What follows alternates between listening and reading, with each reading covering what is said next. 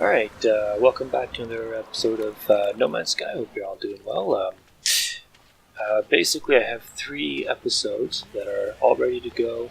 That I'm not going to upload them right now because I can't. Because in my house, the room I'm in and the kitchen are on the same breaker. And the thing is, the dishwasher has to be run. And dishwashers are not exactly, how you say, energy efficient. And especially not ours. And my computer is not exactly energy efficient. So the combined result of them being run at the same time is the breaker tripping, which something I was insulted because I was that happened, and I went and just went to whatever the breaker box and I just fixed it, and people were like, "Wow, I'm impressed you knew how to do that." I'm like, "Well, what if I couldn't?" But anyways, the point is I can't run them both at the same time. It's 2:22 right now, a.m. in the morning. Basically, the dishwasher is full of dishes, and I need to run that before the morning. So hopefully, I will upload those 3 videos I have ready tomorrow. I meant to get them done a lot because I did the narration. And like the actual footage is from like way back when, probably last year. And then the narration I've done in the last couple of days or so. I was hoping to get it all edited and uploaded a lot sooner than I did, though. So like, put it in perspective. It's 3 videos that I'll be uploading. Third of which, I think I recorded the narration either the day of or the day after the Syrian missile strikes that Trump launched. So that puts it into perspective a little bit, and I even think I talk about that in the video. But to finally edit it so I can get them uploaded, and I'm doing narration for another one. Hopefully, I can get that uploaded too, and that other one is this one. So we will see.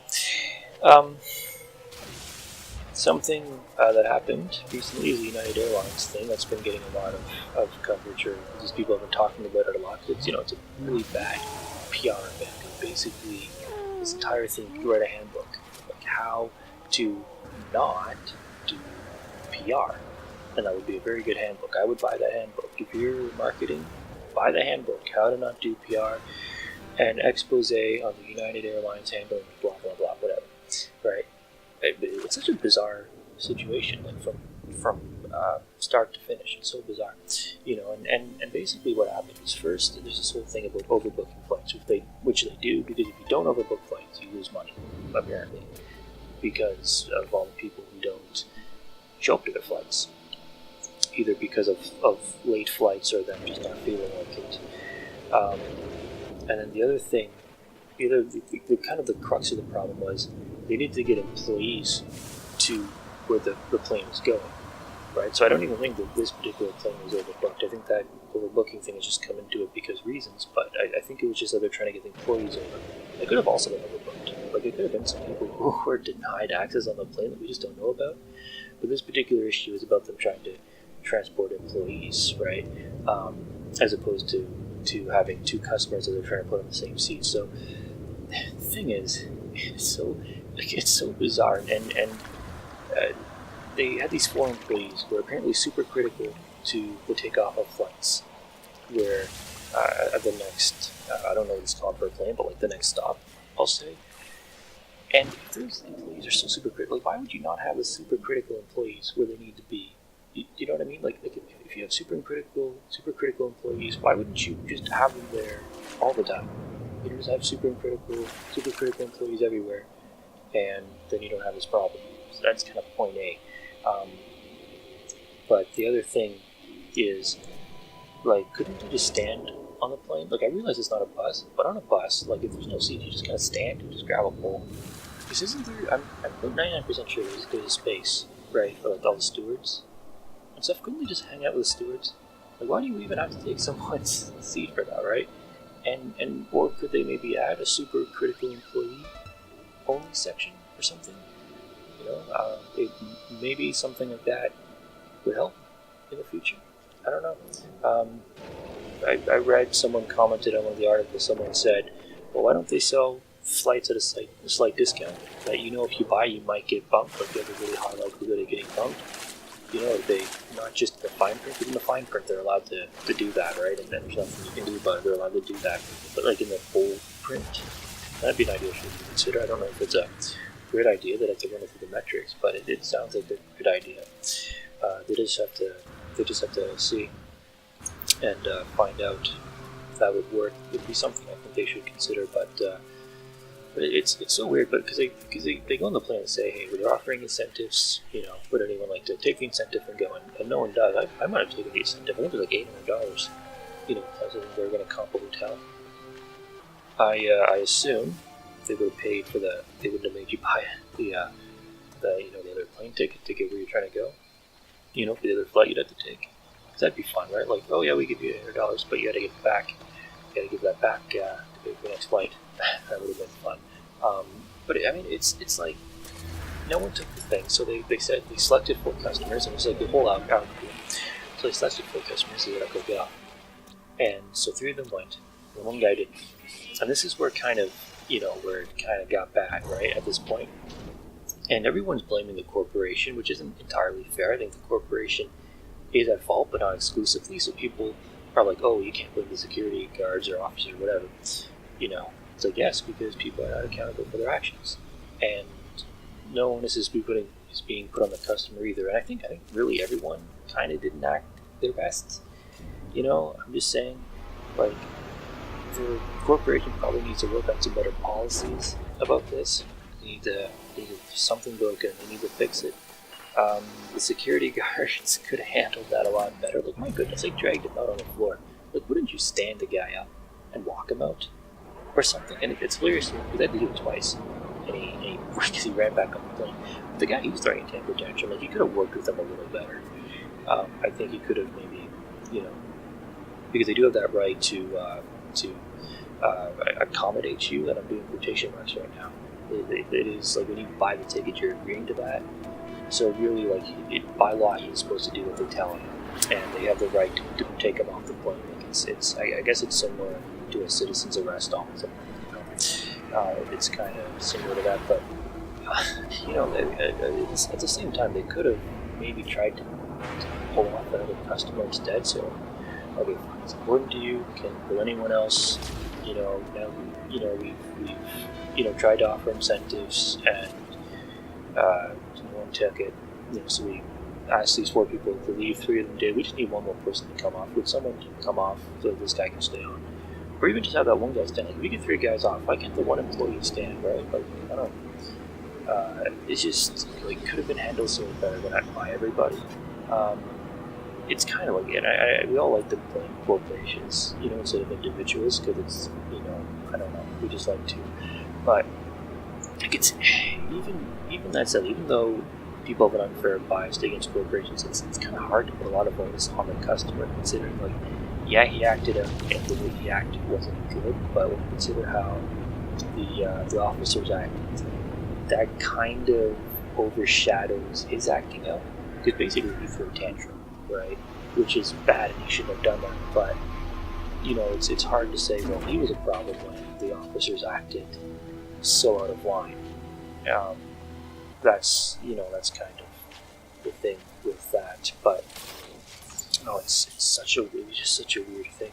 Like, it's just such a bad PR thing. And what happened? The fallout of that is a couple of things. People are saying, oh, well, since this happened, we live in a police state, which is nonsense. Some people, especially the Chinese, apparently are saying this was a racial thing. The guy's not Chinese, by the way. He's like Vietnamese American, I think. I'm not sure. I think that's what I read. I might be mistaken, but the point is he's not Chinese. And so certain Chinese, I think a certain Chinese news organization is saying that it was probably racial profiling, and also I think some Americans are saying that, but that's kind of it's not the case. And the Chinese newspaper said this was probably because he was Chinese. He's not even Chinese.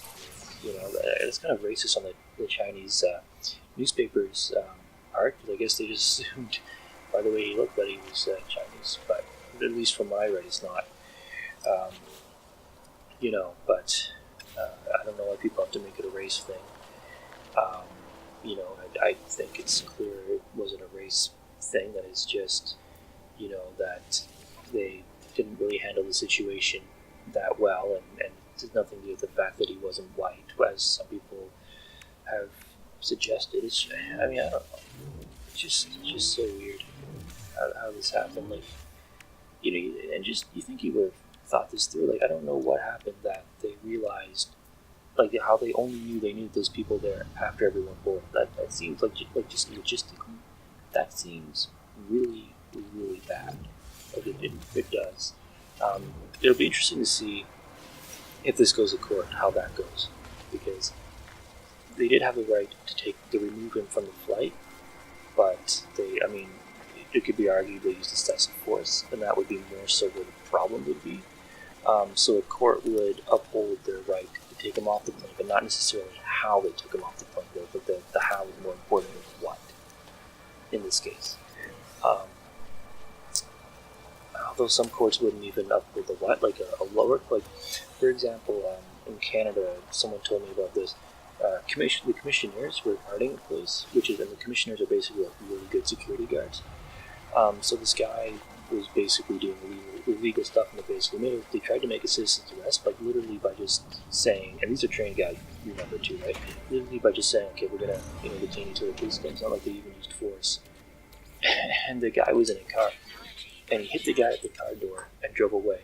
And then he went in court and said, well, under the Charter of Rights and Freedoms, I don't recognize your ability to arrest me. And the court actually upheld that, which is absolute nonsense. So they went to higher courts, and the higher courts upheld the commissioners instead, which was the right call, because they had the right to detain him until the police arrived, and they didn't use excessive force. And the worst thing, though, and I'll say really quickly, because I'm pretty much used up the video, the worst thing is the CEO first, he goes, well, I'm sorry we had to re-accommodate him, or that we had to accommodate him twice. I don't know how dragging a guy off a plane constitutes accommodating someone. I guess maybe this. It's in America. I think maybe in America it's accommodating. No, I'm joking. I'm sorry. That was a joke. That was racist of me. Even in America, dragging people around isn't accommodating. It's and at first he was backing the employees, and now he's saying that they were out of line, so he's changed his opinion, I guess, on it. And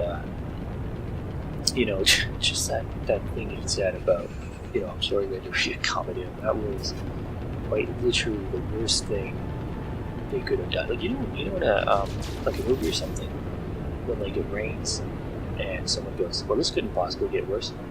And then like thunder, it's like your umbrella, it like sets on fire. You go, oh well, it got worse. Well, that's exactly what this guy did. He was like thunder hitting the umbrella, and PR is what happened. And that was not a good thing to do, right? Like, you want people to, because, the airline has to manage its PR. That guy, he threw a tantrum, even though he shouldn't have. He doesn't have to manage his PR, right? Like, he didn't have PR, it doesn't matter. The airline has to manage its PR. So they should be worried about people liking them. It's this whole revolutionary concept, right? That, you should try to have people like your company. I know it's crazy, but anyways, that's basically that. And, it's just, it's not a common thing that happens either, right? Like, people getting pulled off flights, it's fairly rare. I think United Airlines is one where it happens more than others, but it's fairly rare, either with United Airlines or overall. But either way, this is gonna, there's gonna be consequences to this. I think, at least people are gonna talk about it, if nothing else, and it could affect their business. I don't know about big consequences, but at least some level of consequences. But I got 30 seconds left in the video. I think I pretty much said everything about the United Airlines, and if I missed anything, there's no time to talk about it, and I don't have the attention span to think of what I might have missed. But in the video, looks like I'm at a Plaque, and I am officially out of time, so